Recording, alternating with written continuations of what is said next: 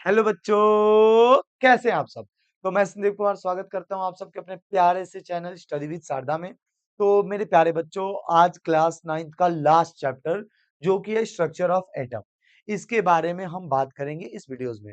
और इसी के साथ हमारा केमिस्ट्री जो है क्लास 9 का खत्म हो जाएगा। फिर अगली वीडियोस में हम बायोलॉजी के चैप्टर्स को लेकर आप लोगों के बीच में आ जाएंगे। तो इससे पहले चैप्टर में क्या पढ़ा था? एटम एंड मॉलिक्यूल्स के बारे में।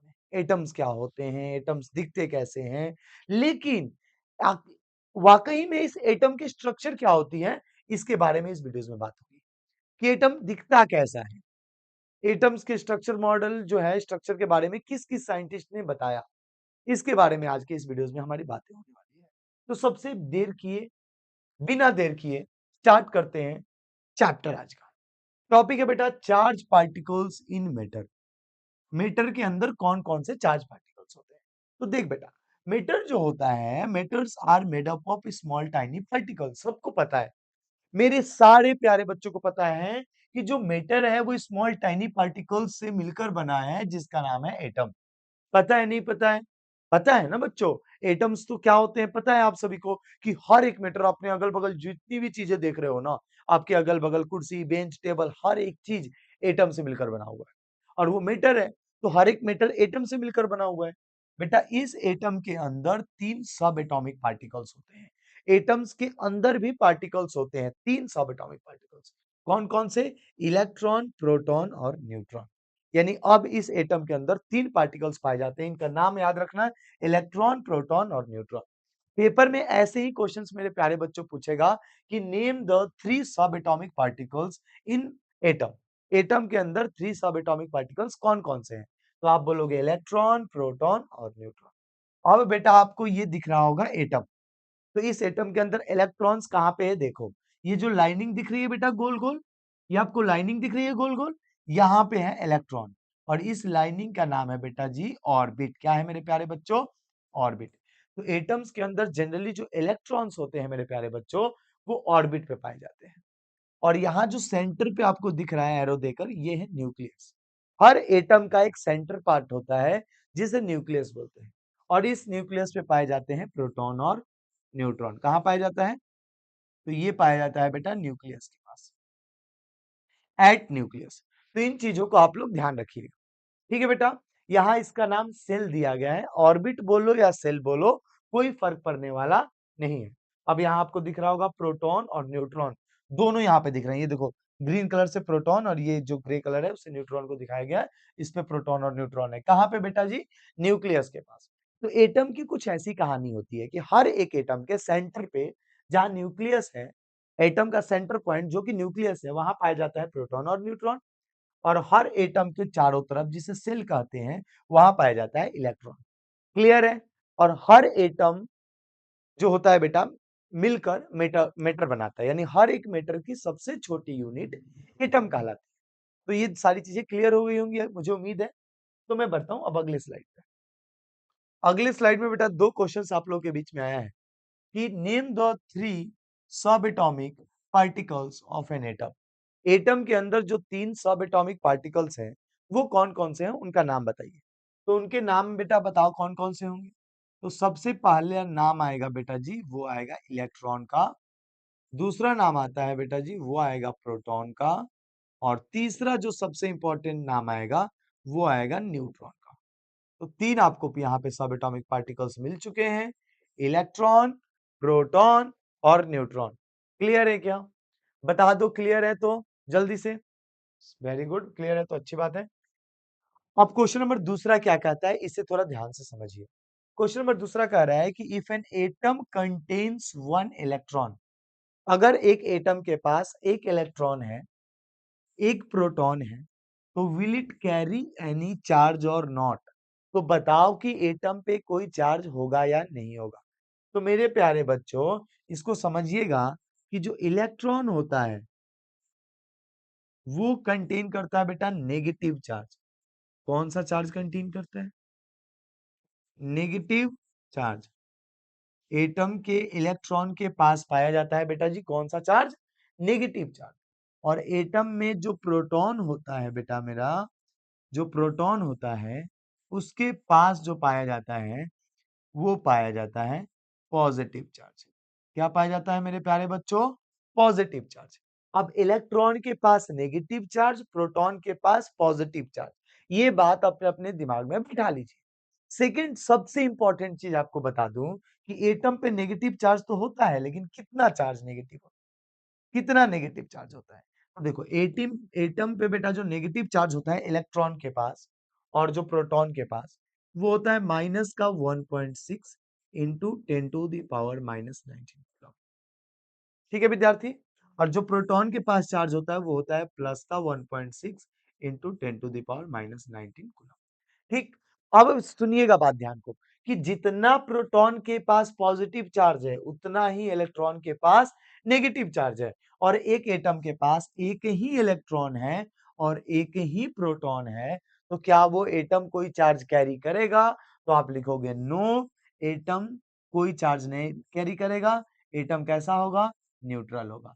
बोलोगे सर ऐसा क्यों हुआ? क्योंकि देख बेटा, एटम में पॉजिटिव जितना पैसा है प्रोटॉन के पास उतना ही कर्जा ले रखा है इलेक्ट्रॉन ने। अब बताओ एक फैमिली मेंबर में ऐसा हो सकता है कि अगर आपके पापा 5 लाख के लोन में हो और आपके पास 5 लाख कैश पड़ा हो और आप बोलो कि मैं तो बहुत अमीर आदमी हूँ। कैसे अमीर हो बेटा? उसका कर्ज दे दो, न्यूट्रल हो जाओगे, आप भी औकात पे आ जाओगे। तो उसी तरह इलेक्ट्रॉन और प्रोटॉन सेम चार्ज कैरी करते हैं, लेकिन एक जितना कमाता है दूसरा उतना ही उड़ाता है। बोलते हैं ना कि जितने तेरे पापा एक महीने में कमाते हैं उतना मैं एक दिन में उड़ा जाता हूँ। वही वाली बात हो गई। समझ रहे हो बेटा कि जितना प्रोटॉन कमाएगा उतना इलेक्ट्रॉन नेगेटिव में चला जाता है। यही कारण है कि एटम कोई चार्ज कैरी नहीं करता। तो इसका आंसर आप लोगों को क्लियर हो गया होगा। आई होप कि क्लियर हो गया आपका आंसर। ठीक है। अब बढ़ते हैं अगले स्लाइड पे। ठीक है। क्या है बेटा अगले स्लाइड में? अब अगले स्लाइड में आता है डाल्टन की atomic theory. Most important part है बेटा कि what is Dalton atomic theory, कि डाल्टन की एटॉमिक थ्योरी क्या है इसके बारे में जानना बहुत जरूरी है। क्या है सर? बात करते हैं। देखो 1808 में डाल्टन प्रपोज दैट, प्रपोज मतलब उन्होंने किसी को प्रपोज नहीं किया, एक थ्योरी दिया दैट कि all matters are made up of atom, कि जितने मैटर होते हैं वो सब एटम से मिलकर बने होते हैं, विच आर इनडिविजिबल। यही बात खा गया हमारा डाल्टन। मैंने बेटा शायद पिछले चैप्टर में डाल्टन की थ्योरी और उनके ड्रॉबैक्स आप लोगों को बताए थे। डाल्टन की थ्योरी क्या है, डाल्टन की ड्रॉबैक्स क्या है? डाल्टन बोल गया कि एटम्स आर इनडिविजिबल, लेकिन एटम्स आर डिविजिबल। आगे फर्दर देखा गया कि एटम्स को बांट दिया गया, इलेक्ट्रॉन, प्रोटॉन, न्यूट्रॉन, ये 3 सब एटॉमिक पार्टिकल्स कैसे आ गए रे जब तू इंडिविजिबल है? तू बोला ना कि इंडिविजिबल हूँ, डाल्टन ने बोला ना कि इंडिविजिबल हूँ, तो तेरे अंदर ये 3 को चार्ज कहाँ से आया? इलेक्ट्रॉन, प्रोटॉन, न्यूट्रॉन, ये तेरा कहाँ से आया? तो इसलिए इसकी ये थ्योरी आगे चलकर ड्रॉबैक्स बन गई इनकी, कि भाई ये तुम्हारी कमी है, तुमने ये गलत बताया। लेकिन अभी जब डाल्टन की थ्योरी की बात होगी तो उन्होंने गलत बताया या सही? हम वही थ्योरी पढ़ेंगे। क्या बताया बेटा? डाल्टन ने बताया कि जितने मैटर हैं, जो भी मैटर आप देख रहे हो वो सब बेटा किससे मिलकर बने हुए हैं? एटम से मिलकर बने हुए हैं, और ये एटम इनडिविजिबल होते हैं। इनविजिबल तो होते ही है, इंडिविजिबल भी होते हैं, इन्हें बांट नहीं सकते।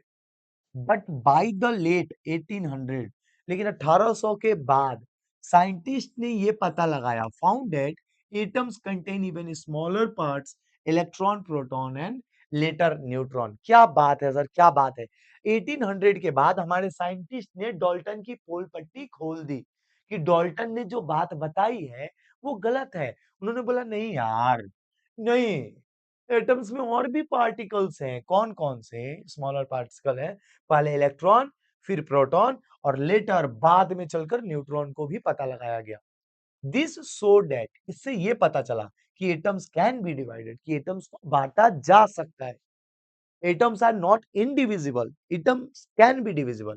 Okay. And Dalton's idea was partially wrong and had to change. तो बेटा डाल्टन की जो आइडिया है वो पार्शियली एक तरफ से गलत हो गई और इसे आगे चलकर क्या किया गया? चेंज किया गया। तो अब आप देखो बेटा, ये एटम है, ये एटम्स के सेल हैं। सेल बोले या ऑर्बिट बोले कोई फर्क नहीं पड़ने वाला। सेल वो बेचने वाला सेल नहीं, आलू ले लो वो वाला सेल नहीं है बेटा। ठीक है। जिस पे इलेक्ट्रॉन्स मूवमेंट करते हैं वो वाली सेल की बात हो रही है। फिर एटम्स में इलेक्ट्रॉन है, प्रोटॉन है और न्यूट्रॉन है। एटम्स के अंदर ये 3 चीजें पाई जाती हैं। तो आई होप आप सभी को क्लियर हो गया होगा कि डाल्टन ने क्या बताया। तो मैं नोट करते चलो आगे बढ़ूंगा। ओके बेटा, चलिए अब आगे बात आती है डिस्कवरी ऑफ इलेक्ट्रॉन की, कि देख बेटा, जब डाल्टन ने थ्योरी दिया कि भाई सारे मैटर एटम से मिलकर बने हुए हैं, एटम्स को बांट नहीं सकते, तो बाद में हमने एटम्स को, में इलेक्ट्रॉन को खोजा, प्रोटॉन को खोजा, न्यूट्रॉन को खोजा। कैसे खोजा ये समझिए।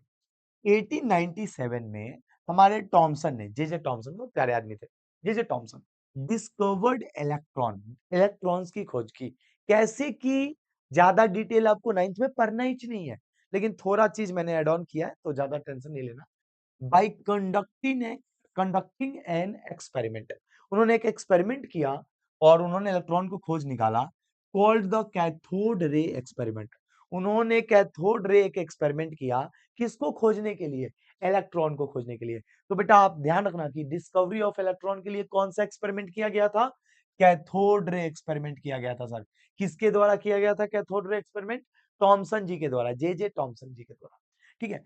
Which show that atoms have tiny negatively charged particles inside them, जिससे ये पता चला कि एटम्स के अंदर छोटे छोटे नेगेटिव चार्ज पार्टिकल्स भी पाए जाते हैं।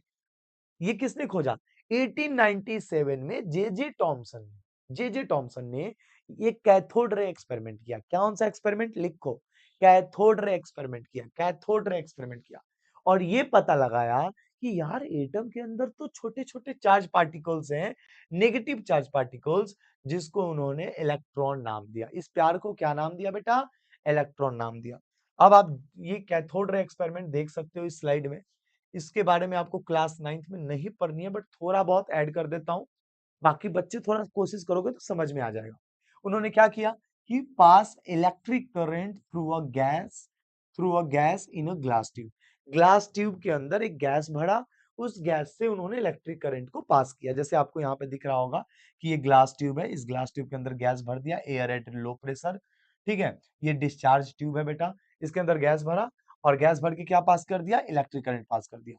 A greenish ray came from the negative plate, चूंकि बेटा ये बैटरी से जुड़ा हुआ था, तो नेगेटिव प्लेट से ये देखा गया कि एक ग्रीनिश रे बाहर निकल रही है। ग्रीनिश रे मतलब एक हरे रंग की किरण बाहर निकल रही है, और ये रे जो थी मूव कर रही थी टुवर्ड्स द पॉजिटिव प्लेट, यानी पॉजिटिव की ओर। अब पॉजिटिव की ओर कौन जाता है, पॉजिटिव।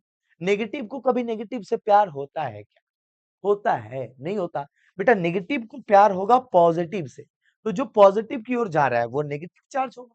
तो द रे got deflected by electric and magnetic field, और ये सेम रे बेटा इलेक्ट्रिक फील्ड और मैग्नेटिक फील्ड में डिफ्लेक्ट हो जा रही है।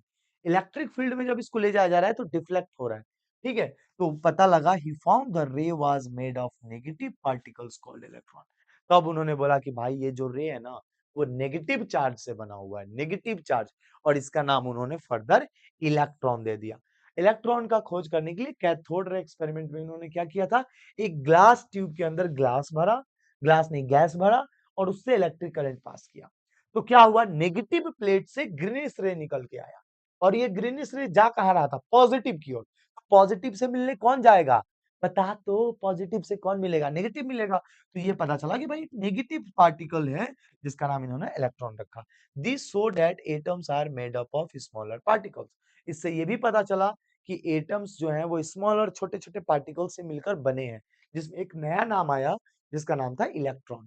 तो अब इलेक्ट्रॉन की खोज हो चुकी थी, अब धीरे धीरे बारी आई प्रोटॉन की, फिर खोज हुई न्यूट्रॉन की। लेकिन अब बेटा characteristics of an electron, but electron की तो खोज हो गई, उसके बारे में कुछ नहीं बताओगे। अब मान लो आपकी शादी हुई और घर वाले गए लड़के देखने, तो लड़के देख के आ गए लड़का सुंदर है, तो क्या उसके बारे में नहीं पता करेंगे कि फूकता है कि नहीं। पता चले डेली फूकता है और मुंह पे मारेगा वाइफ के धुआं, और बोलेगा प्यार है धुआं धुआं, फिर क्या होगा बेटा। तो आजकल बेटा ट्रेंड बदल चुका है, अगर बेटा ऐसे काम किए शादी के बाद कि धुआं धुआं करोगे, तो आजकल ड्रम में पैक होकर चले जाओगे बेटा, समझ रहे हो ना। तो ये सब चीजें लड़कों को बेटा बहुत ध्यान देने की जरूरत है। मेरे प्यारे जो लड़के हैं उनको बहुत ध्यान देने की जरूरत है, नहीं तो आजकल कुछ भी गलत कीजिएगा बेटा तो ड्रम में पैक होकर चले जाइए। इसीलिए कोई गलत काम ना करें, बच के रहें, ठीक है। चलिए, इलेक्ट्रॉन्स के बारे में और क्या क्या पता चला। Electrons are the negative charge, electrons एक नेगेटिव चार्ज है। एक सब एटॉमिक पार्टिकल्स है एटम का। एटम के 3 subatomic particles, electron, proton और न्यूट्रॉन। इलेक्ट्रॉन की खोज कैसे हुई? कैथोड रे एक्सपेरिमेंट के द्वारा। कैसे हुई मेरे बेटा? कैसे हुई? कैथोड रे एक्सपेरिमेंट के द्वारा। तो उस इलेक्ट्रॉन के अंदर मास था, मतलब उसको कुछ मास उसके अंदर अवेलेबल है, जिस मास की वैल्यू है 9.1 इंटू 10⁻31 केजी।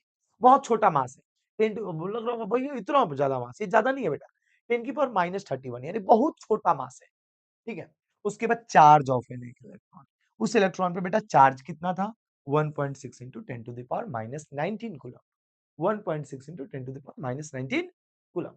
तो बेटा देखा गया कि इलेक्ट्रॉन के मास भी है, इलेक्ट्रॉन पे चार्ज भी है। तो ये कैरेक्टरिस्टिक्स ऑफ एन इलेक्ट्रॉन की चीजें बाहर निकल कर आई। उसके बाद बेटा हम लोग आगे बढ़े तो बात होगी डिस्कवरी ऑफ प्रोटॉन के बारे में। तो प्रोटॉन कैसे खोजा गया? इलेक्ट्रॉनवा तो खोज दिया कैथोड रे एक्सपेरिमेंट करके। कौन? थॉमसन जी ने। थॉमसन ने कहा कि चलो एक्सपेरिमेंट करते हैं। उसी तरह हमारा गोल्ड स्टीन। बेटा ध्यान रखना, प्रोटॉन पॉजिटिव, पॉजिटिव मतलब पैसा। पैसा आजकल किसके पास है? जिसके पास गोल्ड है। पैसा, पैसा किसके पास है? जिसके पास प्रोटॉन। तो Goldstein through his famous anode ray और कैनाल रे, इन्होंने जो एक्सपेरिमेंट किया उसका नाम था एनोड रे और कैनाल रे। मैंने इस एक्सपेरिमेंट के बारे में ज्यादा नहीं डाला है क्योंकि बेटा है ही नहीं। कैथोड रे एक्सपेरिमेंट नहीं है नहीं। तो अब क्या कैनाल रे एक्सपेरिमेंट बताऊं फिर तुम लोग। तो गोल्ड स्टीन ने प्रोटॉन की खोज करने के लिए जो एक्सपेरिमेंट किया वो किया बेटा कैनाल रे एक्सपेरिमेंट।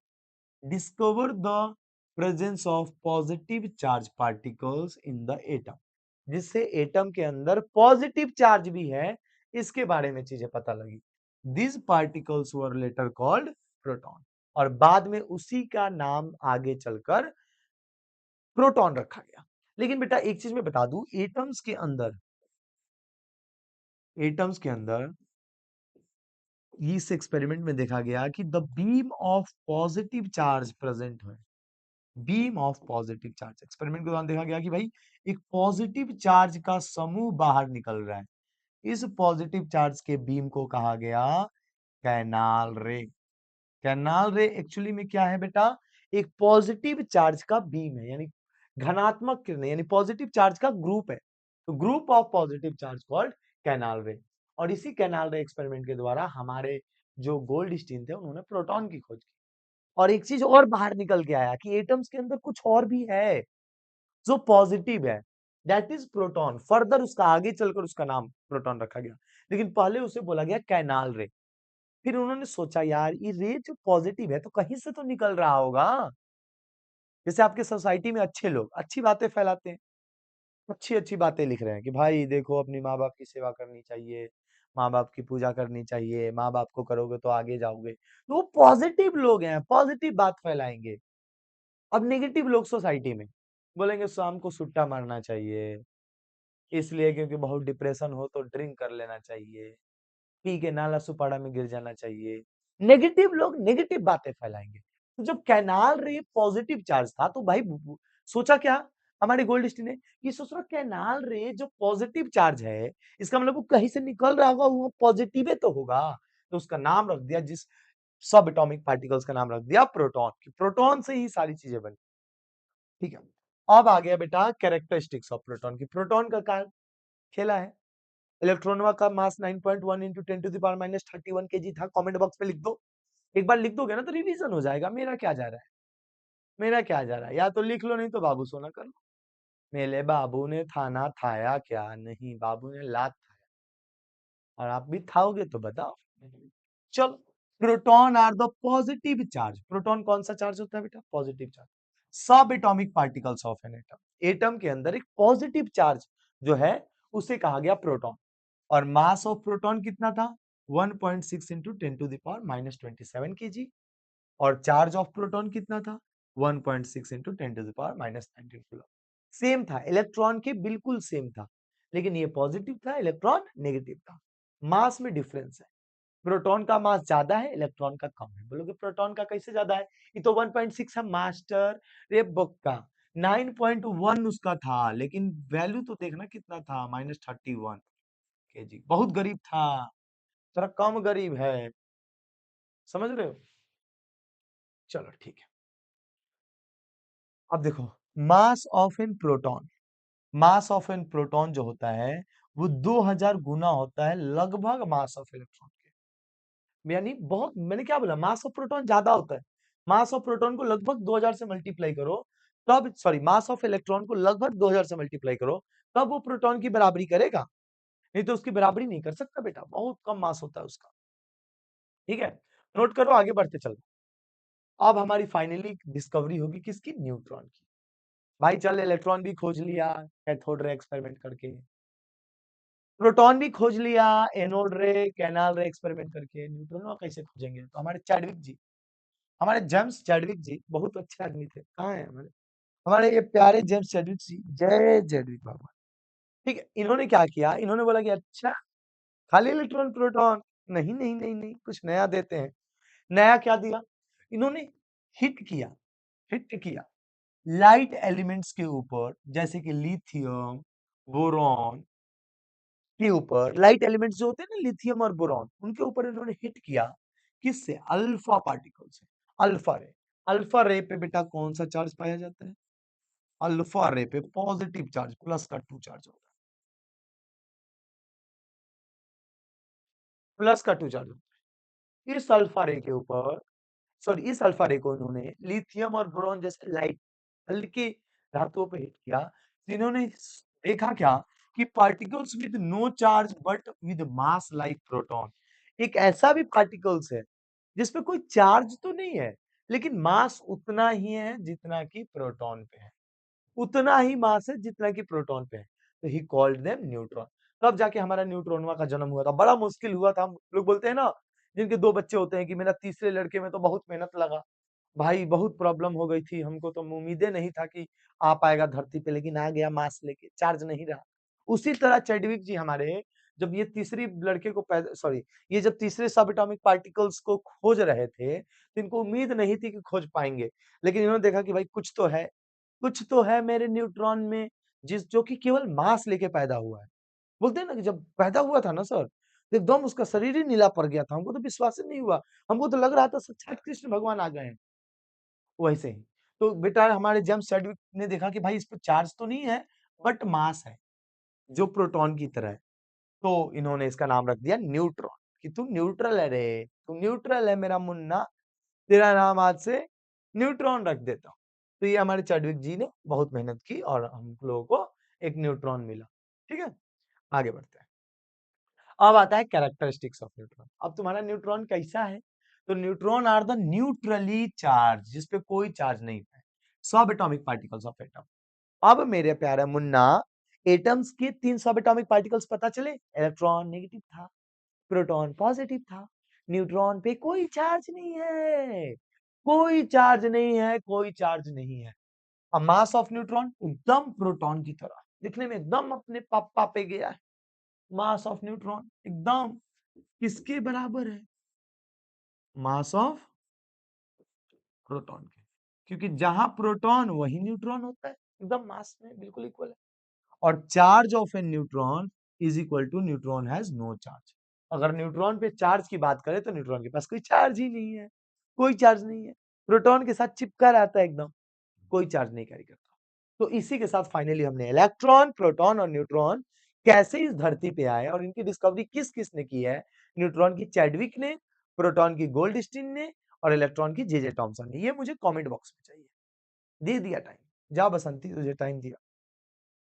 ठीक है, अब देखो जी, अब लिख दिए कमेंट बॉक्स में, इलेक्ट्रॉन का जे जे थॉमसन, प्रोटॉन का गोल्डस्टीन, और हमारा न्यूट्रॉन जेम्स चैडविक। ये सब होने के बाद बात आई कि स्ट्रक्चर ऑफ एटम, एटम कैसा दिखता है। जब सब हो गया तो जरूरी थी बात करनी कि एटम्स दिखते कैसे हैं। और ये 3 scientist, Thompson model of atom, इन्होंने अपने मॉडल पे स्ट्रक्चर बताया एटम का। फिर रदरफोर्ड के मॉडल ऑफ एटम पे हमने एटम के बारे में जाना। और तीसरा मॉडल था बोर का मॉडल ऑफ एटम। इन तीनों ने बेटा, बहुत महान लोग थे, एटम्स के बारे में इन्होंने कुछ बातें कही, कुछ कमियां थी, कुछ बातें कही, कुछ कमियां निकलती हैं यार, भगवान से गलती होती है तो इंसान तो अलग चीज है। बोर ने फिर कुछ बातें कही, तो इन तीनों साइंटिस्ट ने मिलकर एटम को पूरा खोल खाल के रख दिया, पूरा नट बोल्ट खोल दिया। और इस नट बोल्ट कैसे खोला, इसके बारे में हम बात करेंगे। सबसे पहला मॉडल, स्टार्ट कर दूं? सबसे पहला model Thompson model of an atom. सबसे पहले थॉमसन का मॉडल है। थॉमसन से पूछा, मतलब पूछा नहीं गया, थॉमसन ने इस पे स्टडी किया और इनको ये लगा, हमारे थॉमसन को, कि एटम्स कैसा दिखता है। बता रहा हूँ क्या लगा। इन्हें लगा कि Thomson said atoms look like a Christmas pudding और वाटरमेलन। हमारे थॉमसन ने बोला कि देख बाबू, जो एटम है ना वो तरबूजा है, तरबूजा वाटरमेलन। बोलोगे मजाक चल रहा है का? सोच रहा वाटरमेलन कैसे होगा? तो वाटरमेलन है बेटा। जे थॉमसन ने बोला कि जो इलेक्ट्रॉन है, सॉरी, जो एटम है वो वाटरमेलन की तरह, लाइक एक वाटरमेलन अपने घर लाओ वही एटम है, वैसा ही होता है एकदम। फिर क्या बोला? The red part. अब एटम के अंदर तीन चीजें होती हैं बेटा। एटम के अंदर तीन चीजें कौन कौन सी होती हैं? अब आपको पता लग गई होंगी। Electron, proton, neutron. बताओ जी कौन कहाँ पे है? आप बोलोगे भैया हमें तो पता है, इलेक्ट्रॉन ऑर्बिट पे घूमता है, प्रोटॉन न्यूक्लियस के पास, न्यूट्रॉन न्यूक्लियस के पास। लेकिन मेरा गोवर्धन बेटा, समझ बात को। सबसे पहले जब हमारे थॉमसन जी शुरुआत किए थे इस कहानी की, तो उन्हें थोड़ी पता था कि कौन कहाँ पे है। उन्होंने डिस्कवर किया, स्टडी के बेस पे बताया। उन्होंने बोला कि red part of the watermelon is the positive charge. कि तरबूजे में ही जो लाल भाग दिख रहा है ना, वो पॉजिटिव चार्ज है। खा गए कि नहीं? गलती खा गए ना। उन्होंने बोला कि भाई देख, तरबूजा में रेड पार्ट ही पॉजिटिव चार्ज है बेटा। तो तरबूजा में तो रेड पार्ट हर जगह होता है, लेकिन क्या परमाणु में, एटम में रेड पार्ट हर जगह होता है? नहीं होता। रेड पार्ट नहीं, सॉरी, प्रोटॉन हर जगह होता है। इन्होंने बोला कि the red part of the watermelon is the positive charge. Water के मेलन के अंदर जितना रेड पार्ट दिख रहा है सब पॉजिटिव चार्ज है। ऐसे कुछ बताइए, देखो ये एटम है, ये पॉजिटिव, ये पॉजिटिव, पॉजिटिव, पॉजिटिव, पॉजिटिव, हर जगह पॉजिटिव चार्ज है। लेकिन ऐसा है नहीं, पॉजिटिव चार्ज केवल न्यूक्लियस के पास होता है, ओनली न्यूक्लियस। लेकिन उस समय न्यूक्लियस खोजा भी नहीं जा चुका था, न्यूक्लियस के बारे में पता ही नहीं था किसी को। तो इन्हें जो पता था उन्होंने बताया। इन्होंने बोला black seeds are the negative charge. इन्होंने बोला कि ब्लैक सीड्स होते हैं ना वाटरमेलन में, ये ब्लैक सीड्स दिख रहा है, ब्लैक सीड्स, ये सब नेगेटिव चार्ज है। कंक्लूजन क्या निकला? क्या निकला कंक्लूजन? कंक्लूजन ये निकला कि रेड एडिबल पार्ट्स तो हर जगह है, प्रोटॉन यानी हर जगह है, और इसी बीच में, प्रोटॉन के बीच बीच में इलेक्ट्रॉन धसे हुए होते हैं। ये कंक्लूजन निकला कि प्रोटॉन हर जगह है परमाणु में, एटम में, और इलेक्ट्रॉन उनके अंदर धसे हुए हैं। दूसरी बात, the seeds are spread evenly inside the red part just like electrons। बोला कि जो बीज होते हैं वो स्प्रेड इवनली, मतलब एक बराबर रूप से फैले हुए हैं रेड पार्ट के अंदर, जैसे इलेक्ट्रॉन्स होते हैं, are spread in the positive charge. इन्होंने बोला इलेक्ट्रॉन्स जो होते हैं वो पॉजिटिव चार्ज में फैले रहते हैं। फिर क्या बोला? The total charge is balanced so the atom is neutral. ये बात अच्छी कही इन्होंने कि एटम्स न्यूट्रल होते हैं। एटम्स के पास जितना पॉजिटिव उतना ही नेगेटिव। लेकिन धोखा कहां पे हुआ? इलेक्ट्रॉन्स की खोज और प्रोटॉन की खोज तो हो गई, लेकिन हमारा टॉमसन देसी पौवा मार के ये बता दिया कि भाई देख, प्रोटॉन हर जगह है, लेकिन ऐसा था नहीं। ये गलती नहीं, गलता थी, लेकिन कोई बात नहीं बेटा, सबसे पहले तो बताया। वो बोलते नहीं है टीचर, क्लास में कोई बच्चा गलत भी बताता है तो टीचर बोलते हैं बहुत अच्छा बेटा तूने कोशिश तो की। वही बात टॉमसन के लिए बोलना चाहूँ। टॉमसन ने एटलीस्ट ट्राई तो किया कि पॉजिटिव चार्ज हर जगह, इलेक्ट्रॉन अंदर धसे हुए हैं। एक चीज तो अच्छी बात कही कि total charge is balanced. Total charge balanced है। एटम में दो चार्ज मिला, प्रोटॉन और इलेक्ट्रॉन, दोनों बैलेंस्ड है। यानी जितना चार्ज प्रोटॉन के पास है उतना ही चार्ज इलेक्ट्रॉन के पास है। इसलिए इन्होंने बोला एटम न्यूट्रल होते हैं। लेकिन अगर आपसे कोई पूछे कि एटम्स के सेंटर पे कौन सा चार्ज है, तो बोलना प्रोटॉन। आपसे कोई पूछे एटम्स के ऑर्बिट पे कौन से चार्ज हैं, तो बोलना इलेक्ट्रॉन। समझ रहे हो? एटम्स ओवरऑल न्यूट्रल होते हैं, क्योंकि जितना पॉजिटिव चार्ज होता है उतना ही नेगेटिव चार्ज होता है। तो ये था Thompson model of atom. Conclusion क्या निकला बात करूंगा, पहले आप इसे नोट कर लो, फिर बात करेंगे कंक्लूजन कि क्या था कंक्लूजन, निष्कर्ष क्या निकला। जी भी बात हुआ conclusion of Thompson model of atom. क्या कंक्लूजन है? बताओ जी, क्या करना है? तो देखो, कंक्लूजन ये निकला कि atoms consist of a positive charge sphere and the electrons are embedded in it. इन्होंने कंक्लूजन ये बताया कि एटम्स के अंदर चारों तरफ पॉजिटिव चार्ज है और इलेक्ट्रॉन्स उसी के अंदर धसे हुए हैं। Atom consist positive charge sphere and electrons are embedded in it. Clear? दूसरी बात क्या बताया? कि जो negative and positive charge, atoms के अंदर दो चार्ज है, एक नेगेटिव और एक पॉजिटिव, ये इक्वल इन मैग्नीट्यूड, यानी दोनों की वैल्यू सेम है। So the atoms as whole is electrically neutral. लेकिन एटम्स जो है वो टोटल न्यूट्रल होता है। तो यहाँ पे एक चीज ऐड करो, the negative and positive are equal in magnitude but opposite in sign. दोनों की साइन अलग होती है, यानी नेचर अलग होता है। चार्ज ऑफ एन इलेक्ट्रॉन कितना होता है? माइनस का 1.6 into 10 to the power minus 19। और चार्ज ऑफ प्रोटॉन कितना होता है? प्लस का 1.6 into 10 to the power minus 19। एक जितना गरीब एक उतना ही अमीर। तो इसीलिए जो एटम्स होता है वो इलेक्ट्रिकली न्यूट्रल हो जाता है। Atoms are electrically neutral. ये जितना नेगेटिव चार्ज कैरी करता है वो उतना ही पॉजिटिव चार्ज कैरी करता है। समझ रहे हो मेरी बात को बेटा? ओके, बहुत बढ़िया। अब बढ़ते हैं आगे। अब आता है बेटा drawbacks of Thompson model of it. Drawbacks क्या थे? क्या गलती हो गई इनसे? सारी चीजें तो बताए, गलती क्या क्या कर दी। तो इन्होंने बोला it couldn't explain atomic stability. इन्होंने एटॉमिक स्टेबिलिटी के बारे में नहीं बताया कि एटम्स कैसे स्टेबल होते हैं। It did not show the structure of the nucleus. Nucleus की तो बात ही नहीं हुई है इनके थ्योरी में। इन्होंने बस ये बोला कि चारों तरफ प्रोटॉन है, इलेक्ट्रॉन अंदर धसे हुए हैं, पहली बात। दूसरी बात क्या बोली कि जितना चार्ज प्रोटॉन के पास है उतना ही चार्ज इलेक्ट्रॉन के पास है। दोनों के मैग्नीट्यूड सेम है, लेकिन नेचर अलग अलग है, एक वो अमीर दूसरा गरीब।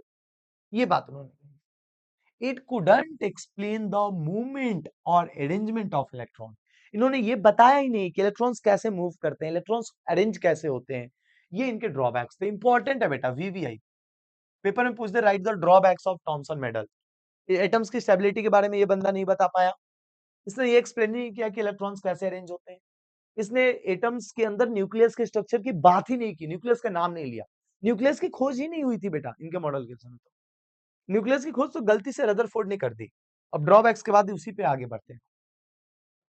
अब आता है बेटा Rutherford model of an atom.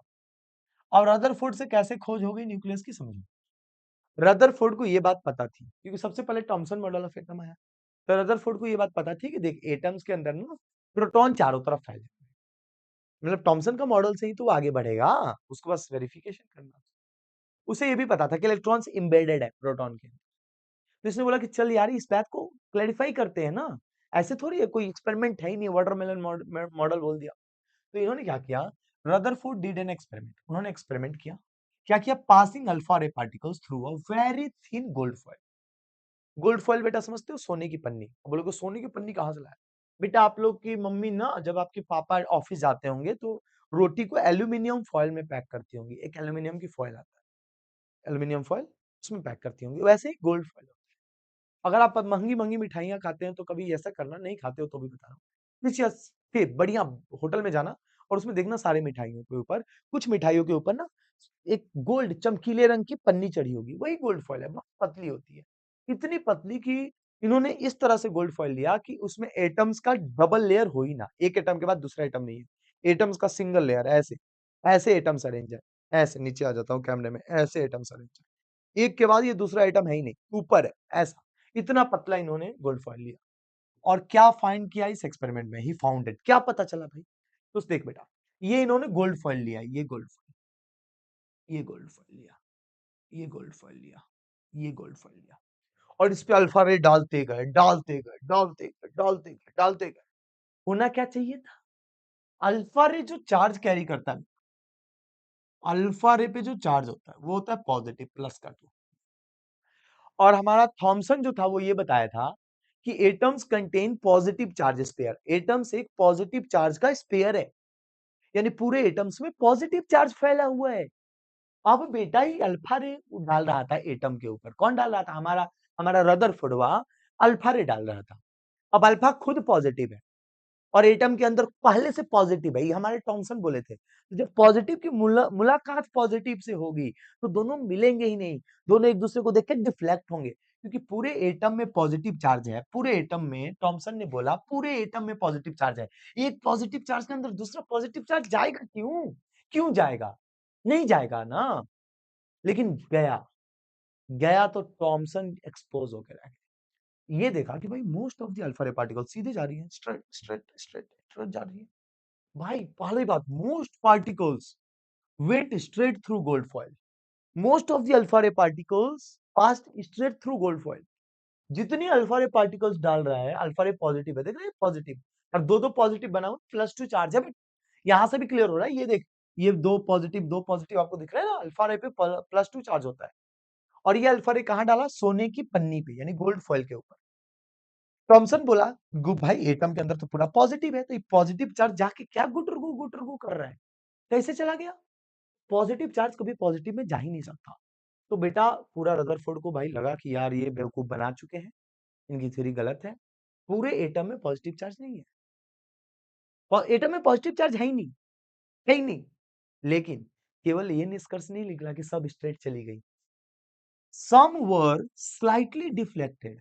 फिर देखे कि भाई अल्फा रे और डाल रही है, और डाल दे क्या होता है, कुछ अल्फा रे पार्टिकल्स यूं सीधे गई और डिफ्लेक्ट हो गई। और जैसे ही डिफ्लेक्ट हुई, मेरा बच्चा, मेरा बाबू, मेरा सोना, ध्यान दे, जैसे ही डिफ्लेक्ट हुई, ये बात बाहर निकल के आई, सॉरी, ये बात बाहर निकल के आई कि एटम्स के अंदर पॉजिटिव चार्ज तो है। अगर पॉजिटिव चार्ज नहीं होता तो डिफ्लेक्शन कहां से देखने को मिल रहा है? एटम्स के अंदर कहीं ना कहीं पॉजिटिव चार्ज तो है। इन्होंने बोला और अल्फा रे डाल, और डाल, कुछ तो देखने को मिलेगा। फ्यू बाउंस्ड बैक, कुछ अल्फा रे पार्टिकल्स बेटा बाद में बाउंस्ड बैक करने लगे। भाई देख रहा है कि बाउंस बैक कर रही है, जैसे ये गई सीधे और ये बाउंस बैक करके वापस आ रही है। कुछ अल्फा रे पार्टिकल्स बाउंस बैक कर रही है। तो इसे बेटा निष्कर्ष क्या निकला कि ये जो बाउंस बैक कर रही है वो कहां से कर रही है? न्यूक्लियस से। न्यूक्लियस से क्या कंक्लूजन निकला कि भाई एटम्स के अंदर पॉजिटिव चार्ज है। ये कंक्लूजन निकला कि एटम्स के अंदर पॉजिटिव चार्ज है, लेकिन हर जगह नहीं है, पूरे एटम में नहीं है। भाई थॉमसन ने गलत बोला है। रदरफोर्ड का जो अल्फा रे एक्सपेरिमेंट था, जिसपे उन्होंने गोल्ड फॉइल पे अल्फा रे डाला, इसमें 3 चीजें निकली। मोस्ट अल्फा रे पार्टिकल्स, ज्यादा से ज्यादा अल्फा रे पार्टिकल्स सीधे जा रही थी, कुछ अल्फा रे पार्टिकल्स थोड़ा डिफ्लेक्ट हो रही थी, कुछ अल्फा रे पार्टिकल्स बाउंस बैक, यानी टकरा के वापस आ रही थी। 3 कंक्लूजन निकला। इस बेस पे हमारे रदरफोर्ड ने क्या क्या बातें कही? इन्होंने बोला there is a positive charge centre in an atom. उन्होंने बोला बेटा कि एटम में हर जगह पॉजिटिव चार्ज नहीं है, कहां पे है? सेंटर पे है। एटम के कहां पे है? सेंटर पे, जिसका नाम उन्होंने रखा न्यूक्लियस। जिसका नाम क्या रखा बेटा? Nucleus. Nearly all the mass of an atom, और एक एटम को जितना मास होता है, उस एटम के अंदर जितना मास होता है, रिसाइड्स इन द न्यूक्लियस, वो न्यूक्लियस के अंदर ही पाया जाता है। पहला कंक्लूजन क्या निकला कि there is a positive charge centre in an atom. पहले क्या था? There are positive charge everywhere in atom, everywhere in atom, everywhere in atom. फिर क्या निकला कंक्लूजन कि नहीं बाबू, हम हर जगह नहीं है, बस तुम्हारे दिल के भीतर, दिल के भीतर यानी न्यूक्लियस के भीतर, तुम्हारे न्यूक्लियस के पास ही पॉजिटिव चार्ज है, और जितना मास है एटम का वो सब का सब न्यूक्लियस के अंदर पाया जाता है। दूसरा क्या निकला? The electrons revolve around the nucleus. इलेक्ट्रॉनों हर जगह नहीं है, न्यूक्लियस वह है ना, उसी के चारों तरफ इलेक्ट्रॉन भी घूम रहा है, गोल घूमर घूमर घूमर घूमर घूमेर, इलेक्ट्रॉन घूम रहा है सर्कुलर पाथ में, गोल गोल गोल गोल, पानी कितना कितना पानी, इलेक्ट्रॉन घूम रहा है प्रोटॉन के पीछे, ऐसे। The size of the nucleus, फिर उन्होंने साइज ऑफ न्यूक्लियस के बारे में बताया, बहुत छोटा है। बोलोगे भैया रदरफोर्ड जाके चेक किया था, नहीं, इतना अल्फा रे डाल रहा है, अगर बड़ा साइज होता मैक्सिमम अल्फा रे डिफ्लेक्ट होनी चाहिए थी, लेकिन नहीं, सारा अल्फा रे सीधा जा रहा था, सीधे जा सीधे जा सीधे जा, जितना अल्फा रे था सब सीधे जा रहा था, कुछ अल्फा रे डिफ्लेक्ट हो रहा था। इसका मतलब कि न्यूक्लियस की साइज बहुत छोटी है as compare to the size of atom, atom के कंपैरिजन में। अब मान लो एटम ये है, जो बड़ा गंदा एटम बना है, ये एटम है, तो न्यूक्लियस ये है, इतना छोटा, नहीं दिख रहा है, थोड़ा बड़ा कर देता हूं, लेकिन ज्यादा नहीं कर सकता, ये समझ रहे हो, एटम के कंपैरिजन में न्यूक्लियस की साइज बहुत छोटी है। और इस एटम के अंदर पहले थॉमसनवा बोला था हर जगह पॉजिटिव है, हर जगह होता तो अल्फा रे अपने ससुराली ऐसे जाता घूम घूम के, अल्फा रे नहीं जाता ना। लेकिन अगर अल्फा रे घुस रहा है, ऐसे खुचुक खुचुक खुचुक जा रहा है, इसका मतलब वहां न्यूक्लियस नहीं है, न्यूक्लियस है ही नहीं, न्यूक्लियस बहुत छोटा है। न्यूक्लियस बड़ा होता तो जाने देता। और कुछ अल्फा रे जब बहुत डाला गया, अल्फा रे बहुत अल्फा रे कुछ डाला गया, तो देखा गया कुछ डिफ्लेक्ट भी हो रहे हैं। ठीक उसी प्रकार जैसे किसी लड़के को, मान लो कोई लड़का है, कोई लड़की है, तो उसके आंख में पट्टी बांध दो और बोलो हम तुमको चलो कुछ दिखा रहे हैं, ऐसे ऐसे ले जाओ। उसको पत्थर दो और बोलना पोल पे जो तार है ना उसको मार दो, मार। बता बेटा, अगर कोई लड़का या लड़की की आंख में पट्टी बंधी हुई है, पुल पर के तार को मार देगा पत्थर से? नहीं मार पाएगा। मैक्सिमम पत्थर क्या होंगी, तार से नहीं टकराएंगी। लेकिन अब पूरे दिन मारे तो एगो दुगो टकरा जाएगा। उसी तरह खूब अल्फारे डालोगे तो एगो दुगो अल्फारे न्यूक्लियस के करीब से गुजरेगा, गुजरेगा तो डिफ्लेक्ट होगा और कोनो कोनो एकदम सेंटरे पे जाए चला जाए तो बाउंस बैक मार देगा। क्या मारेगा बेटा? Bounce back. अब बेटा देखो, इनसे भी गलती हो गई। ले भाई क्यों बताऊं, इतना मेहनत करके यो गोल्ड फॉइल एक्सपेरिमेंट किया हमारा रदरफोर्ड गोल्ड फॉइल एक्सपेरिमेंट करने के बाद भी गलती कर दी। रदरफोर्ड, तुमसे ही उम्मीद नहीं थी। हम तुमको कितना अच्छा बच्चा समझ के प्यार किए, तुम हमें धोखा देकर चले गए। चलो कोई नहीं। अकॉर्डिंग टू रदरफोर्ड, रदरफोर्ड के according electrons move in circle, electron circle पे मूव करते हैं, ठीक है, एंड शुड लूज एनर्जी, और वो अपनी एनर्जी को क्या करते हैं? लूज करते हैं और फॉल इनटू द न्यूक्लियस, और न्यूक्लियस से आके टकरा जाते हैं। ऐसा ही ना कि भाई ये प्रोटॉन है, इलेक्ट्रॉन चारों तरफ घूमते हैं और घूमने के बाद वो आके प्रोटॉन से टकरा जाते हैं, बट एटम्स डोंट कोलैप्स। लेकिन एटम्स तो कोलैब ही नहीं करते। अगर ऐसा होता तो एटम्स कोलैब करना चाहिए ना। तो पहला तो एक्सपेरिमेंट ये गलत था इनका। There was no explanation of why electrons stay in their orbit. इसके बारे में कुछ नहीं बताया कि आखिरकार इलेक्ट्रॉन्स अपने ऑर्बिट पे क्यों रहते हैं। Why they don't move closer to the nucleus, why they don't move closer to the nucleus, वो न्यूक्लियस के करीब क्यों नहीं आ रहे हैं? न्यूक्लियस के पास पॉजिटिव है, आना चाहिए ना, आना चाहिए, प्यार करना चाहिए, लेकिन ऐसे बारे में उन्होंने कुछ नहीं बताया। तो ये दो उनके ड्रॉबैक्स हैं। इन्होंने इलेक्ट्रॉन्स ऑर्बिट्स पे क्यों रहते हैं, वो न्यूक्लियस के करीब क्यों नहीं जाते, नहीं बताया। उन्होंने ये नहीं बताया कि electrons move in circle and should loss energy and fall into the nucleus according to Rutherford. ये तो रदरफोर्ड की बातें थी, लेकिन एटम्स डोंट कोलैप्स, और एटम्स कोलैब नहीं करते, इसके बारे में इन्होंने नहीं बताया। ठीक है, अब हमारे सबसे लास्ट में आ गए बोर मॉडल ऑफ। तो बोर के मत्थे बेटा जिम्मेवारी चढ़ी परिवार की कि अब आप इस चीज को लेके आगे बढ़िए। जो काम टॉमसन और रदरफोर्ड से गलती हुई, उसे हमारे बोर ने ठीक किया। बोर ने कुछ बातें बोली, देखो टॉमसन की मॉडल गलत नहीं थी। टॉमसन ने एक बात तो सही बोली थी कि जितना चार्ज प्रोटॉन का होता है उतना ही इलेक्ट्रॉन का होता है, लेकिन एगो प्लस होता है एगो माइनस होता है, एटम न्यूट्रल होता है। रदरफोर्ड ने भी गलती की लेकिन कुछ बातें सही बोली। उन्होंने बोला कि देखो, टॉमसन ने बोला था प्रोटॉन हर जगह होता है, लेकिन रदरफोर्ड ने बताया कि प्रोटॉन न्यूक्लियस के पास होता है। गलती से उनसे न्यूक्लियस की खोज हो गई, न्यूक्लियस का पता चल गया। अब बेटा जी बात हुई बोर मॉडल ऑफ एटम का कि electrons move in fixed path. इन्होंने बोला कि इलेक्ट्रॉन्स एक फिक्स पाथ पे मूव करते हैं, जिन्हें एनर्जी लेवल या सेल कहा जाता है, अराउंड द न्यूक्लियस। ये न्यूक्लियस है, इसी न्यूक्लियस के चारों तरफ इस पे जो है वो इलेक्ट्रॉन्स मूव करते हैं। ये इन्होंने बोला बोर ने। इन्होंने बोला electrons don't lose energy, electrons loose नहीं करते हैं अपनी एनर्जी को while moving in the fixed path. जब वो एक पाथ पे चक्कर काट रहे होते हैं ना, तो वहां अपनी एनर्जी को लूज नहीं करते। इस पाथ को उन्होंने नाम दिया के, एल, एम और एन। जैसे मान लो जो पहला सेल है वो के है, फिर एल है, फिर एम है, फिर एन है। तो के इज इक्वल टू एन के लिए पहला सेल, दूसरा सेल, तीसरा सेल, चौथा सेल, ये एन की वैल्यूज हो गई। ये बेटा एटम का सेंटर पार्ट है, न्यूक्लियस है, ठीक है। तो ये चीजें बेटा बोर ने बताई कि देखो बेटा ऐसा नहीं है, इलेक्ट्रॉन चारों तरफ घूमते हैं न्यूक्लियस के। ये बात बताई। एनर्जी लेवल के बारे में बताई। बोर का सबसे बेटा गर्दा उड़ा देने वाला, नहीं है गर्दा उड़ाने वाला एकदम, वो था एनर्जी लेवल। एनर्जी लेवल के बारे में इन्होंने बताया, बड़ा इंपॉर्टेंट चीज। उसके बाद इन्होंने क्या बताया बेटा, इन्होंने क्या बताया भाई, यहाँ तो के एलिमेंट बता दिया। उसके बाद क्या बताया हमारे बोर अंकल, उन्होंने बताया distribution of electrons in different orbital, कि हर एक अलग अलग ऑर्बिट में इलेक्ट्रॉन्स का डिस्ट्रीब्यूशन कैसे होता है।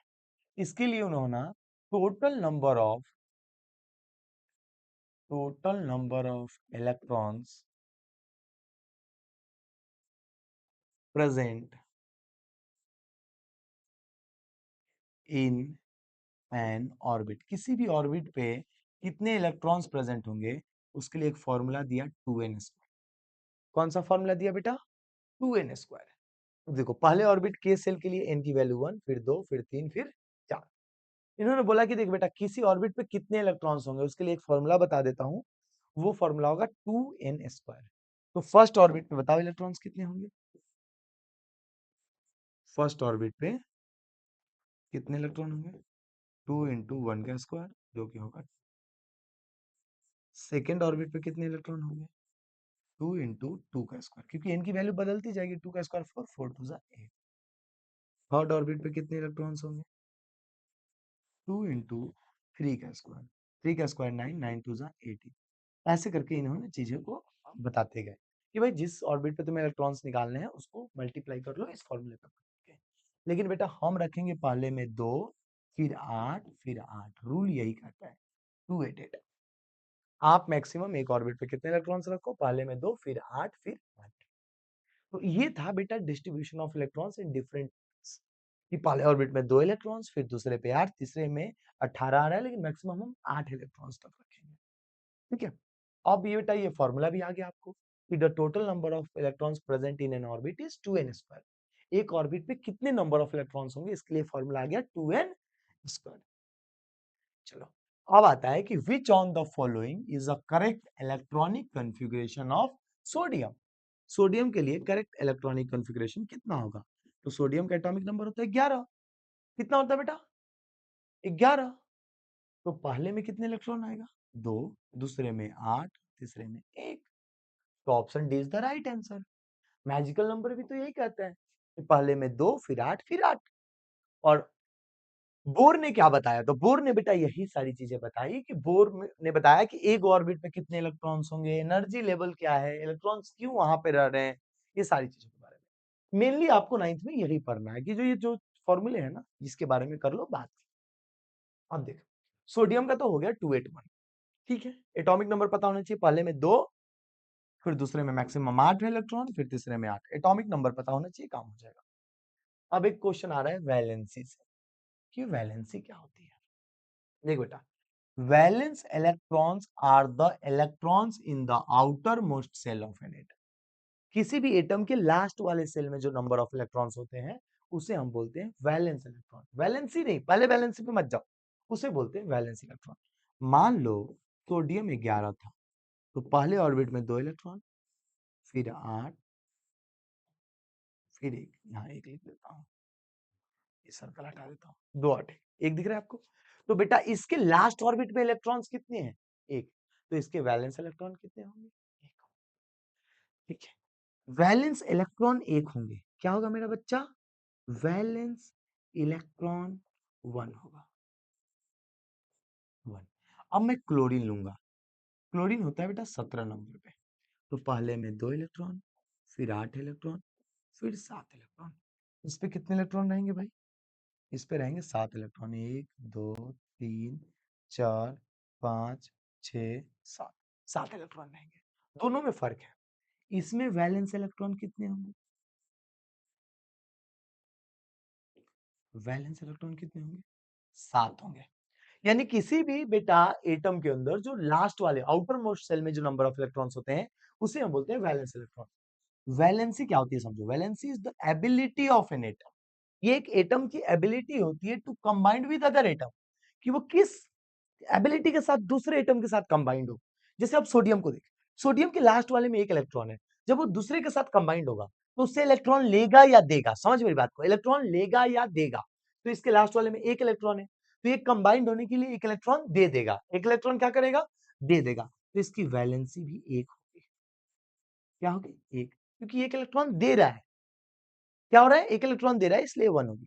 बोलोगे भैया ये कौन सी बड़ी मतलब नया तीर बात बता दी है, धत जाता है। अब आएगा मजा। इसके वैलेंस इलेक्ट्रॉन 7 है। अभी क्लोरीन भी चाह रहा है कि मैं किसी से मिलूं। एक लड़की को देखा तो ऐसा लगा, नहीं, एक सोडियम को देखा तो ऐसा लगा जैसे इसका 1 इलेक्ट्रॉन इसको मिल जाए, इसका 1 इलेक्ट्रॉन इसको मिल जाए। अब इसके पास 7 इलेक्ट्रॉन थे, इसको किसी से मिलना है, तो 2 ऑप्शन है। या तो किसी से 1 इलेक्ट्रॉन मांग, नहीं तो उसको 7 इलेक्ट्रॉन दे, तभी वो तुझे अपना साथ देगा। जब तू अपना साथ किसी को देगा तब वो तुझे अपना साथ देगा, लेकिन ये अपना साथ किसी को नहीं देगा। बेटा इसे 7 इलेक्ट्रॉन देने में बहुत करना पड़ेगा मेहनत। तो ये बोलेगा सोडियम तेरे को ना 1 इलेक्ट्रॉन तेरे को 7 लेने में भी दिक्कत होगी ना, बहुत दिक्कत होगी, तू अपना 1 इलेक्ट्रॉन मुझे दे दे। तो बेटा इसको किसी से जुड़ने के लिए क्लोरीन को 1 के इलेक्ट्रॉन चाहिए, तो इसकी वैलेंसी 1 होगी, वैलेंसी 1 होगी। जो वैलेंस इलेक्ट्रॉन होता है वो वैलेंसी नहीं होती, ना ना ना ना ना, किसी से मिलने जाने के लिए कितने इलेक्ट्रॉन्स चाहिए वो वैलेंसी होती है। जैसे अब देखिए एक और एल्यूमिनियम, एल्यूमिनियम आता है 13 नंबर पे। अब पहले में 2, दूसरे में 8, तीसरे में 3, स्ट्रक्चर ना बनाऊं मैं, 2 8 3। अब इसको लास्ट वाले में मैजिकल नंबर का आता है 2 8 8। अगर इसको सेटिस्फाइड होना है, इसको सेटिस्फाइड होना है, 5 इलेक्ट्रॉन और चाहिए, 5 दे दे मेरे को इलेक्ट्रॉन, और नहीं तो किसी को 3 वापस दे दो। अब 5 लेना मेहनत है कि 3 देना आसान है, तुम बताओगे बेटा। अब इसके वैलेंस इलेक्ट्रॉन 3 होंगे और वैलेंसी भी 3 होगी, क्योंकि लास्ट वाले में 3 इलेक्ट्रॉन है और इसको किसी से मिलने के लिए 3 5 लेना नहीं पड़ेगा, 3 देना पड़ेगा। क्यों देना पड़ेगा? क्योंकि अगर इसको खुश होना है तो 8 करना पड़ेगा, और 8 कब होगा? जब कोई आके इसको 5 दे दे, और नहीं तो ये किसी और को 3 दे दे, तो ये कहानी खत्म हो जाएगी। 3 दे देगा तो 2 8 बच जाएगा, तो कहानी खत्म हो जाएगी। तो ये ध्यान रखना कि वैलेंसी और वैलेंस इलेक्ट्रॉन अलग अलग होते हैं। वैलेंस इलेक्ट्रॉन लास्ट वाले ऑर्बिट में नंबर ऑफ इलेक्ट्रॉन्स होते हैं, वैलेंसी लास्ट वाले ऑर्बिट को किसी और से मिलने के लिए नंबर ऑफ इलेक्ट्रॉन्स कितने चाहिए या कितने देने पड़ेंगे। Atoms with a full outer shell, कुछ ऐसे एटम्स होते हैं जिनकी आउटर सेल पूरी फुल होती है, डू नॉट रिएक्ट इजिली, वो आसानी से रिएक्ट नहीं करते और उनकी वैलेंसी 0 होती है। ऐसा कौन हो सकता है? बता दो, जल्दी बताओ। जैसे कि 2 और 8, जैसे कि 2 8 और ये देखो लास्ट वाला फुल है, ये लास्ट वाला फुल, तो ये बेटा जल्दी किसी से कंबाइंड नहीं होते, इसलिए इनकी वैलेंसी 0 होती है। आगे बढ़ जाए, चलो अब हम पढ़ना है कि how will you find the valency of chlorine, sulphur, magnesium. तो क्लोरीन का कितना होता है एटॉमिक नंबर? 17। क्लोरीन का कितना होता है बेटा? 17 होता है। और आप बताओ सल्फर की एटॉमिक नंबर कितना होता है? सल्फर का एटॉमिक नंबर कितना होता है बेटा? सल्फर का कितना होता है? 16। 16 होता है सल्फर का एटॉमिक नंबर। चलो, और आपका मैग्नीशियम, मैग्नीशियम का इलेक्ट्रॉनिक नंबर कितना होता है? 12। मैग्नीशियम का कितना होता है बेटा? 12। ठीक है, अब इसके बताने वैलेंसी। चलो इसको अरेंज करते हैं। क्लोरीन में पहले में 2, दूसरे में 8, तीसरे में 7। 16 वाले में पहले में 2, दूसरे में 8, तीसरे में 6। मैग्नीशियम वाले में पहले में 2, दूसरे में 8, तीसरे में 2। 3 चीजें बता देंगे बेटा, वैलेंसी भी बता देंगे, वैलेंस इलेक्ट्रॉन भी बता देंगे। वीई का मतलब वैलेंस इलेक्ट्रॉन, और ये आ गया वैलेंसी। चलो ऐसे नहीं लिखते हैं, ऐसे लिखते हैं इसको, वैलेंस इलेक्ट्रॉन, वैलेंसी दोनों बता देंगे। वैलेंस इलेक्ट्रॉन में कुछ नहीं करना बेटा, वैलेंस इलेक्ट्रॉन में तो लास्ट में ऑर्बिट में देखो कितने इलेक्ट्रॉन? 7, तो वैलेंस इलेक्ट्रॉन 7। इसमें 6 तो वैलेंस इलेक्ट्रॉन 6, इसमें 2 तो वैलेंस इलेक्ट्रॉन 2। बट वैलेंसी ये नहीं होती, जैसे ये लास्ट में 7 है, लेकिन होना क्या चाहिए? 2 8 और 8। तो इसको कंप्लीट होने के लिए या तो 7 दे दो, नहीं तो 1 ले लो। आप बताओ क्या मेन आसान है, 7 देना 1 लेना? बोलोगे 1 लेना यार आसान है, तो वैलेंसी इज 1। वैलेंस इलेक्ट्रॉन 7 लेकिन वैलेंसी 1, समझ रहे हो? यही बताने की कोशिश कर रहा था। Valence electron number of electrons in outer most shell, last वाला ऑर्बिटवा में कौन इलेक्ट्रॉन है वही वैलेंस इलेक्ट्रॉन है, लेकिन वैलेंसी नहीं है। वैलेंसी मतलब मिलना, जब किसी से तुम मिल रहे हो तो दोगे इलेक्ट्रॉन या लोगे, वो डिपेंड। लास्ट में 6 तो वैलेंस इलेक्ट्रॉन 6, लेकिन जब इससे किसी से मिलना होगा तो या तो 6 देना पड़ेगा, नहीं तो इसको खुश होने के लिए 2 लेना पड़ेगा, क्योंकि 8 मैक्सिमम होता है, ये 2 लेगा। इसको देखो 2 8 2, लास्ट वाले में 2 इलेक्ट्रॉन तो वैलेंस इलेक्ट्रॉन 2। लेकिन जब ये किसी से मिलेगा तो 2 8 8 को फॉलो करेगा ना, तो या तो 6 लो, या तो 6 लो, नहीं तो 2 वापस दो। तो ये 2 देना मंजूर करेगा, तो इसकी वैलेंसी भी 2 होगी। तो ये थे बेटा क्वेश्चन के आंसर्स। तो आई होप कि क्लियर हो गया होगा। इसे स्क्रीनशॉट ले लीजिएगा, नोट कर लीजिएगा अच्छे से, ठीक है। अब आता है number of valence electrons in Cl minus ion. बेटा अब ये Cl माइनस में फंसोगे, Cl माइनस, देखो इसमें क्यों फंसोगे? क्योंकि जो क्लोरीन होता है ना बेटा, वो 17 नंबर पे आता है। कितने नंबर पे आता है? 17 नंबर पे। लेकिन कहीं अगर Cl माइनस लगा है, Cl माइनस, यानी इसने एक इलेक्ट्रॉन किसी को दिया है, नहीं लिया है, सॉरी। Cl में माइनस लगा है क्योंकि जो लेता है वो गरीब होता है। कहीं लोन लेते हो तो गरीब हो तभी लोन ले ले, तो Cl माइनस। तो Cl माइनस आएगा बेटा कितने नंबर पे? 18 नंबर पे। तो number of valence electron in Cl minus, number of valence electrons in Cl minus. बेटा नंबर ऑफ इलेक्ट्रॉन्स 18 है, देखते ही ऑप्शन मन कर रहा है। जब तूने देखी मारी एंट्री यार, दिल में बजी घंटी यार, 18 की एंट्री मारते ही बेटा विराट कोहली नंबर बेटा तुरंत मन कर रहा होगा लिखने के लिए। लेकिन Cl माइनस 18 नंबर पे आता है, मैजिकल नंबर का आता है, पहले में 2, दूसरे में 8, तीसरे में 8। अंतिम ऑर्बिट में इलेक्ट्रॉन्स कितने? 8। तो option B is the right answer. Last वाले ऑर्बिट में इलेक्ट्रॉन्स कितने हैं मेरा मुन्ना? 8 है ना, तो 8 है आंसर। अगर देख बेटा, कहीं अगर 2 माइनस है, जैसे मैग्नीशियम Mg2 माइनस, इसका मतलब होता है कि मैग्नीशियम 12 नंबर पे है, लेकिन अब ये आ जाएगा 14 नंबर पे। 2 माइनस का मतलब इसने 2 इलेक्ट्रॉन किसी से लिया है, तो 2 इलेक्ट्रॉन इसके बढ़ जाएंगे। ये हमेशा ध्यान रखना कि जो जितना माइनस होता है उसमें उतना प्लस कर दो। क्लोरीन 17 नंबर पे आता है। क्लोरीन माइनस का मतलब होता है इसने एक किसी से मांगा होगा, गरीब आदमी एक मांग लिया, तो ये 18 नंबर पे आ गया। ठीक है, क्लियर? आगे बढ़ते हैं। अब बेटा ये सबसे इंपॉर्टेंट पार्ट है, इसे याद करना है। Name of elements hydrogen, symbol H। Symbol तो बेटा पिछले स्लाइड्स में भी मतलब आपने जो चैप्टर्स पढ़े हैं उसमें मैंने कराया है। एटॉमिक नंबर याद कर लो, 1 2 3 4 5 6 7 8 9 10 11 12 13 14 15 16 17 18 तक तो याद कर लो कि भाई 10 पे कौन आता है? 10 पे आता है आपका नियॉन। 9 पे कौन आता है? 9 पे आपका आता है फ्लोरीन। ये सब याद कर लो बेटा। नंबर ऑफ प्रोटॉन इलेक्ट्रॉन ये तो चलो भाई मत याद करना, एटॉमिक नंबर याद कर लो, बाकी मैं सब आपको समझा दूंगा। ये सब बता दूंगा कि भाई किसमें के में कितने इलेक्ट्रॉन्स होते हैं, एल में कितने होते हैं, एम में कितने होते हैं, एम में कितने होते हैं, ये सब बता दूंगा। ये 3 स्लाइड्स आप याद करो, ये और ये। जल्दी से इसे नोट कर लेना। जैसे आपसे मैं पूछूं सल्फर कितने नंबर पे आता है, आपको पता होना चाहिए 16 नंबर पे। भैया ये के एलिमेंट क्या दिया, देख। जैसे सल्फर 16 नंबर में आ रहा है, तो पहले ऑर्बिट में कितने इलेक्ट्रॉन? 2, फिर दूसरे में 8, तीसरे में 6। अब देख सल्फर वाले में यही भरा होगा, पहले में 2, दूसरे में 8, तीसरे में 6। तो पहल का होता है के सेल से, दूसरा होता है एल से, तीसरा होता है एम से, और चौथा आ जाएगा तो एन से आ जाएगा। ठीक है, इसको रटने की जरूरत नहीं है। चलो भाई, अब आ गया एटॉमिक नंबर। अब अगर आप लोगों ने मेरी बात मानी होगी और उसे नोट करोगे तो एटॉमिक नंबर क्लियर रहेगा। एटॉमिक नंबर क्या होता है? The atomic number is the number of proton present in an atom nucleus. किसी एटम के न्यूक्लियस के पास कितने प्रोटॉन है वही उसका एटॉमिक नंबर होता है। It is denoted by Z. इसे किससे डिनोट करते हैं बेटा? जेड से डिनोट करते हैं।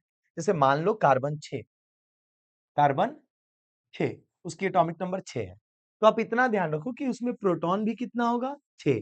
और किसी एटम में जितना प्रोटॉन उतना ही इलेक्ट्रॉन, तो इलेक्ट्रॉन भी कितना होगा? 6। ये ध्यान रखना। अब आपने एटॉमिक नंबर याद किया तो आपको प्रोटॉन और इलेक्ट्रॉन तो पता चल ही जाएगा। एटॉमिक नंबर का मतलब होता है number of proton, number of protons. The atomic number is the number of protons present in an atom. Simple. जैसे मान लो क्लोरीन 17, क्लोरीन 17, तो प्रोटॉन कितना? 17, इलेक्ट्रॉन कितना? 17। किसी चीज का जितना एटॉमिक नंबर होगा वही उसके प्रोटॉन होंगे, वही उसके इलेक्ट्रॉन होंगे। क्लियर हो गया? चलो, अब आता है बेटा जी मास नंबर। क्या आता है? Mass number. मास नंबर को ए से डिनोट किया जाता है, पहले बता दे रहा हूं। Mass number is denoted by A. The sum of proton and neutron in the nucleus gives the mass number. तो बेटा न्यूक्लियस में दो चीजें पाई जाती हैं, प्रोटॉन प्लस न्यूट्रॉन। प्रोटॉन भी पाया जाता है और न्यूट्रॉन, दोनों को जोड़ दोगे तो क्या आ जाएगा? मास नंबर आ जाएगा। क्या आ जाएगा बेटा? Mass number. यानी किसी भी एटम के अंदर प्रोटॉन और न्यूट्रॉन को जोड़ने पे क्या आता है? मास नंबर आता है। ये देखो, नंबर ऑफ न्यूट्रॉन, ये नंबर ऑफ प्रोटॉन, क्या आ जाएगा बेटा? मास नंबर आ जाएगा। अब एटॉमिक नंबर बताओ क्या होता है? The total number of protons. Mass number क्या होता है? प्रोटॉन और न्यूट्रॉन्स का सम। अब इस पे एक क्वेश्चन मैंने दे रखा है आपको कि composition of the nucleus to atomic species X and Y given as number. जैसे मान लो कि एक एलिमेंट है एक्स और एक एलिमेंट है वाई, उसके अंदर प्रोटॉन कितने हैं? 6। और वाई में भी प्रोटॉन कितने हैं? 6। न्यूट्रॉन कितने हैं? 6। लेकिन वाई में न्यूट्रॉन कितने हैं? 8। तो बेटा देख, calculate the mass number. Mass number के लिए क्या फाइंड करना पड़ता है? अभी तो देखो पिछले स्लाइड में ही बताया था। मास नंबर के लिए न्यूट्रॉन और प्रोटॉन का सम कर लो, दैट्स इट, सिंपल। ठीक है, अब देखो मास नंबर निकालते हैं पहले का। मास नंबर आ जाएगा पहले वाले का एक्स का, proton plus neutron. Mass number is equal to proton plus neutron. ये एक्स का निकाल रहा हूं पहले।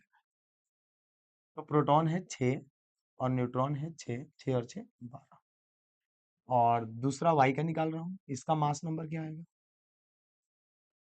Mass number proton plus neutron. Proton है कितना बेटा? 6 और न्यूट्रॉन है 8, 8 और 6 कितना? 14। तो कहानी कुछ ऐसा बन रहा है कि दोनों का मास नंबर अलग हो रहा है, लेकिन दोनों में प्रोटॉन सेम है और number of protons atomic number होते हैं, यानी दोनों के एटॉमिक नंबर सेम है लेकिन मास नंबर डिफरेंस है। तो what is the relation between the two species? तो ये दो बेटा आइसोटॉप है।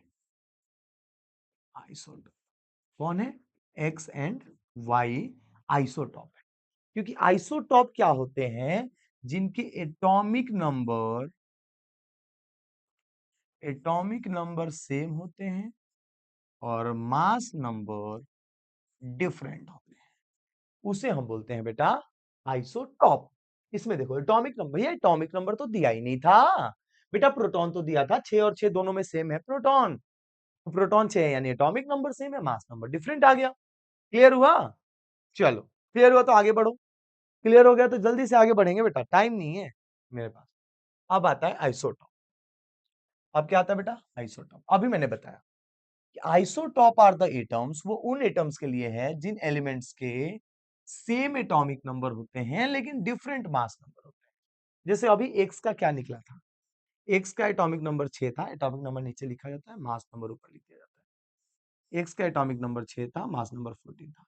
ये जनरली कार्बन का होता है, कार्बन 612 एंड कार्बन 614, ये भी बता दिया आप लोगों को। ये एक्स और वाई सेम ही है, इसमें एक्स और वाई सेम ही एलिमेंट्स हैं।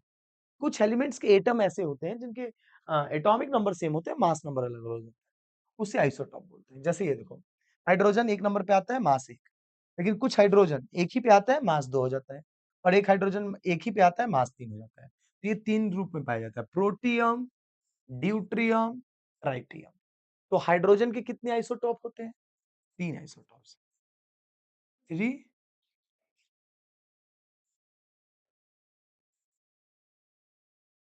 3 आइसोटॉप्स ऑफ हाइड्रोजन। हाइड्रोजन के कितने आइसोटॉप्स होते हैं बेटा? 3, प्रोटियम, ड्यूट्रियम, ट्राइटियम। ये 3 आइसोटॉप्स होते हैं। क्लियर? चलो आगे बढ़ते हैं। अब आता है एप्लीकेशन ऑफ आइसोटॉप। एप्लीकेशन क्या क्या होता है? एक आइसोटॉप ऑफ यूरेनियम, जैसे कि क्या कहां कहां इसका यूज किया जाता है, किस में यूज किया जाता है? तो देख बेटा, ये तो याद करने वाली चीज है कि आइसोटॉप यूरेनियम, यूरेनियम के आइसोटॉप का यूज किया जाता है फ्यूल के तौर पे न्यूक्लियर रिएक्टर। जो न्यूक्लियर रिएक्टर्स होते हैं उसमें जो फ्यूल होता है, उसमें बेटा किसका आइसोटॉप यूज होता है? यूरेनियम। ठीक है, कोबाल्ट के एक आइसोटॉप का यूज किया जाता है ट्रीटमेंट ऑफ कैंसर। क्वेश्चंस कैसे आएगा? Which isotopes are used for the treatment of cancer? Cobalt. Which isotopes are used for as a fuel in nuclear reactor? Uranium. अच्छा, आइसोटॉप ऑफ आयोडीन, आयोडीन के isotope का use किया जाता है treatment of goitre. Goitre बेटा आप biology में पढ़े होंगे कि ऐसे नेक स्वेलिंग हो जाती है आयोडीन की कमी से, तो नेक में स्वेलिंग हो जाती है और वो बहुत ज्यादा एक उभार आ जाता है, उसे ग्वाइटर बोलते हैं। तो वहां बेटा आयोडीन का आइसोटॉप का यूज किया जाता है। तो 3 आइसोटॉप्स, यूरेनियम का आइसोटॉप्स फ्यूल के तौर पे किया जाता है न्यूक्लियर रिएक्टर में, और कोबाल्ट के आइसोटॉप्स का कैंसर में इलाज किया जाता है, और आयोडीन के आइसोटॉप्स का इलाज ट्रीटमेंट ऑफ ग्वाइटर में किया जाता है, घेगा नामक बीमारी में। और लास्ट फाइनल टॉपिक बचा हुआ है आइसोबार। तो बेटा कुछ एलिमेंट्स के एटम ऐसे होते हैं जिनके एटॉमिक नंबर सेम है, मास नंबर डिफरेंट है, लेकिन कुछ ऐसे भी होते हैं, isobars are the atom but different elements have same mass number but different atomic number. इसमें कुछ ऐसे एलिमेंट्स के एटम आते हैं जिनके मास नंबर सेम हो जाते हैं, लेकिन वो अलग अलग एलिमेंट्स हैं, उनके एटॉमिक नंबर्स क्या हैं? एटॉमिक नंबर्स जो है वो डिफरेंट है। जैसे कि ऑर्गन 18 नंबर पे आता है, मास नंबर 40 है, और कैल्शियम ये 20 नंबर पे आता है, मास नंबर 40 है। अब देखो, ये आता 18 पे है, ये आता 20 पे है, दोनों अलग अलग पे आते हैं, लेकिन मास दोनों का सेम है। तो उसे बोलते हैं आइसोबार। आई होप कि अब आपको आइसोटॉप और आइसोबार खत्म हो गया, तो खत्म हो गया तो चैप्टर भी खत्म है। चैप्टर खत्म होते ही बेटा डिस्क्रिप्शन बॉक्स में आपको मिलेगा पूरे चैप्टर्स का पीडीएफ, जिसमें आप आसानी से नोट्स बना पाओगे, अपने क्वेश्चंस को अच्छे से कर पाओगे। चैप्टर्स में क्वेश्चन रट्टा मारो मत, बस चैप्टर को समझ लो। तो फाइनली हमने कवर कर लिया बेटा केमिस्ट्री का चौथा भी चैप्टर। तो केमिस्ट्री इज टोटल कंप्लीट हो चुका है क्लास 9th का। और वीडियोस में अंत तक बने रहने के लिए बहुत-बहुत धन्यवाद। वीडियोस को बेटा शेयर कर दीजिएगा अपने दोस्तों के बीच में। चैनल को सब्सक्राइब नहीं किया है तो सब्सक्राइब कर लीजिए। जल्दी मिलेंगे बायोलॉजी के नए चैप्टर्स के साथ। तो ठीक है बच्चों, बाय बाय। मिलते हैं अगले वीडियोस में।